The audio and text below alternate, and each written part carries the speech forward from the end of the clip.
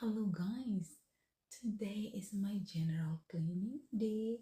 So meron akong in-order sa TikTok. Ang ganda niya guys, as in ang ganda.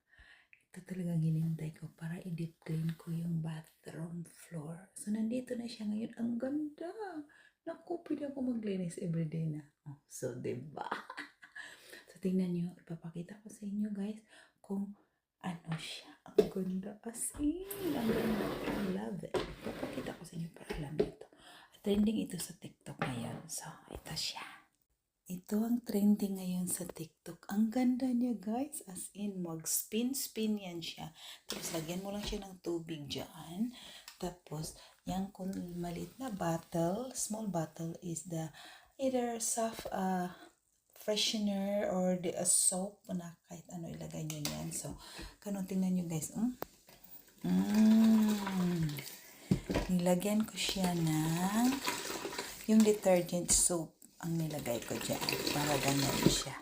After nyan, ilagay nyo naman siya dito sa kabila para mag-dry. O diba? Tika, lipat natin siya dito naman sa kabila. As in guys, ang ganda. Nilinis ko na ang kabilang bathroom. So ngayon dito naman tayo. At ito na naman guys, tingnan nyo. O diba? Mag-squeeze din yan ng tubig dyan guys. Before ilalagay, i-mop sa floor. Tingnan nyo naman ang kita. Ang kintab ng floor ko guys. O diba?